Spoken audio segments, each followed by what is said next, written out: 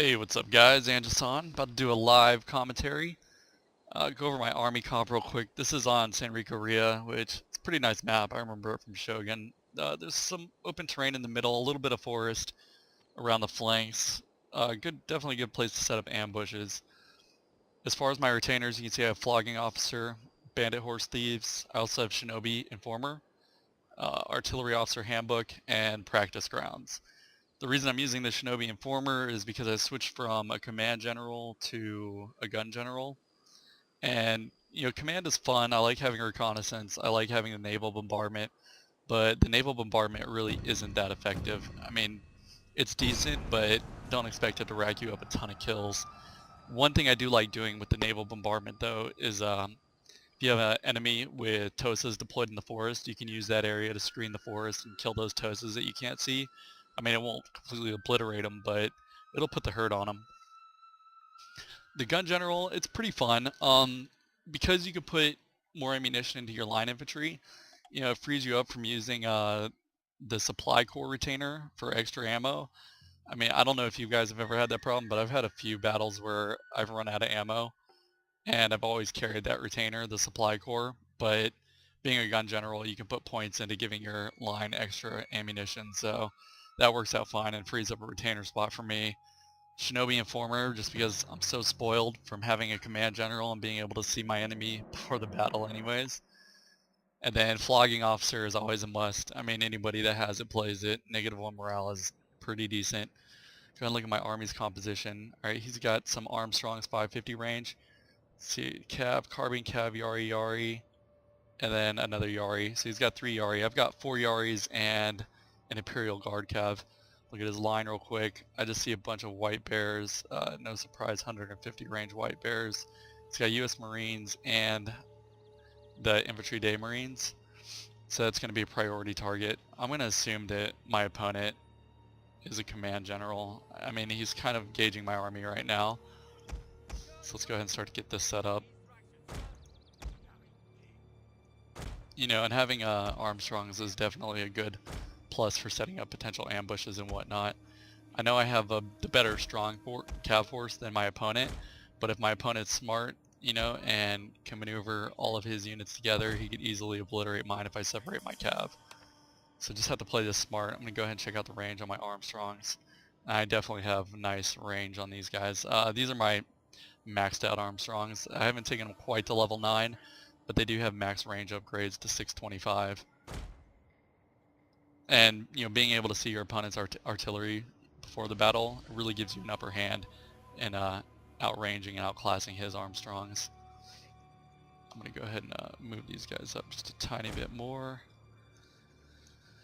Alright, got my line. How am I going to play this? It looks like he's playing the right side of the map, so that works out for me. I want my TOSAs on my right side in the forest anyways. He's going to definitely go for this archery dojo. So I'm going to go ahead and spread out my lines. Take my general. Another thing with the gun gen, you have Ganbatte now, which gives you a really good increase in reload statistics. So, the cooldown is actually pretty relatively fast too. So you just want to be careful and make sure you're utilizing that. Okay, I'll arrange his cannons now. Let's go ahead and start.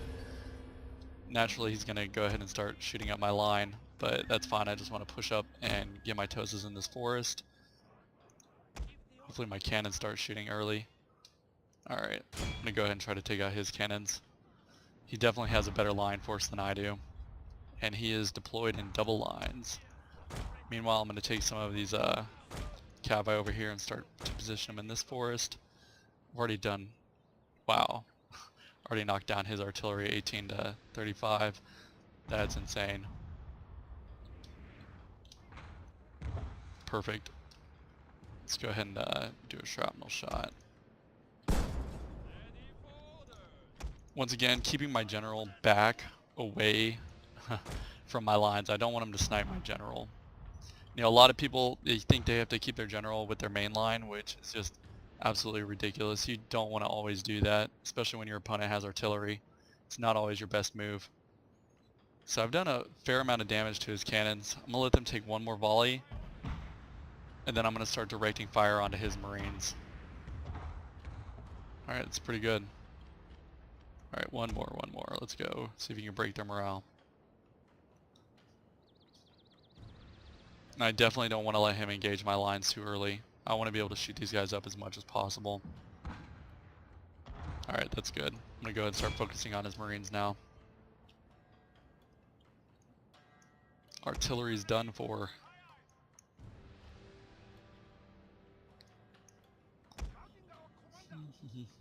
Go ahead and move my general up as well, since I don't have an artillery threat to have to worry about. And you can see my bombardment's already started on his Marines. You know, any of those troops that just produce massive morale you want to take care of. I don't always necessarily go for a general snipe or anything like that unless I feel that, you know, a general snipe is going to, you know, break his army. And, you know, when they have units like these Marines and whatnot, chances of an army breaking over one thing are pretty slim to none. Okay, so I still have these 2 units of cav hidden over here. He doesn't know about these ones yet. I'm going to go ahead and position these, try to set up a trap, let him think he outnumbers my cav with these 3 exposed over here. And battle is already commencing. So I'm going to go ahead and rush up and use my Ganbatte. He might try to rush my Tosas over here, but my Tosas are going to get some early action shots in. Go ahead and push up here. Pop my Ganbatte. Wow, I'm already decimating his lines. Alright, Ganbatte's popped. Pull my general back. Don't want him to catch any crossfire. He's really going for my Tosas. I don't blame him either. That's what I would do, to be honest. Just waiting for him to get those revolver cav in. Revolver cav are devastating.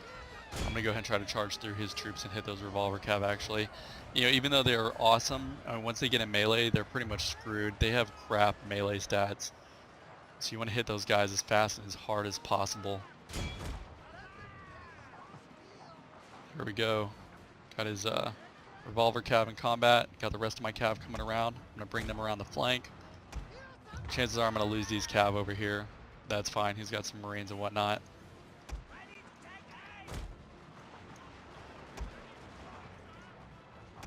I really don't have good deployment lines, but what I do have is coefficient crossfire with these shorter unit lines.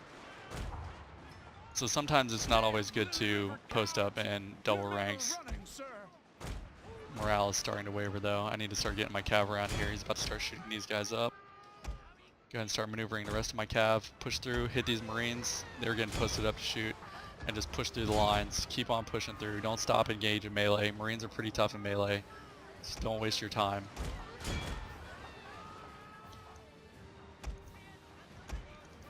Just got some Yari key over here. Went ahead and put my Imperial Guard cav on the Yari key. And I'm going to rush up the rest of my Yari cav.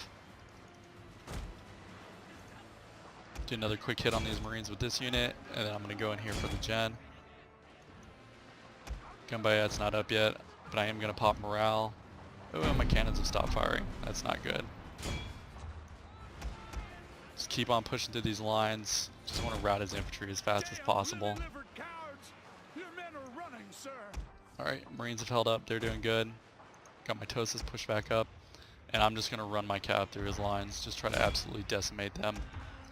Take these guard cav, go over here and shoot these Marines in the back. Just keep pushing through.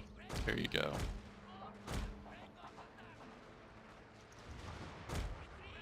And that is game. So even though he had a superior force, he just didn't engage early enough.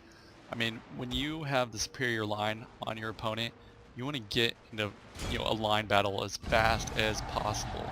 You don't want to screw around because that's your strength. If you sit back and let your opponent pound you with artillery, you know, get his cav in your ranks, then you're just throwing away your strength completely. But it was a decent match. I wouldn't say it was one of my best, but wanted to go ahead and show you guys a little bit of a gun gen play. I'll go back and do some too with the leader and do some naval bombardment and whatnot. I just don't like the leader as much. The Ganbatte just adds a massive amount of statistics, and it's got a fast cooldown. You know, it's really useful. But hope you guys enjoyed. I'll go ahead and show you this results screen. Alright, so we're at the results screen. Let's go ahead and skip this. Ooh, we got a new retainer, and I always want another yard cav. What is this? Frigate 10% overheat to engine, blah blah blah. Don't care about that. Look at the results. I deployed 1200, he deployed 1350, 511 losses, 952 kills. Go look at the most kills. Royal Marines at 291, followed by my Armstrongs 171. Yariki, Black Bear, blah blah blah. Those Armstrongs are expensive too. I can't even remember how much they cost. Let's look real quick. Oh yeah, 1770. I'll go ahead and show you my point spread too. So I've got accuracy. You know, I guess this last point in accuracy, it's either this one or this one. I think it's this one, only adds 5. So I wouldn't even waste your time. I would just do the 3 accuracy, 1 reload, and then do range. And I mean, you saw the benefit of outranging your opponent's cannons. You know, I showed you right at the beginning of the battle. Anyways, I hope you guys enjoyed. Take it easy. I'll see you next time.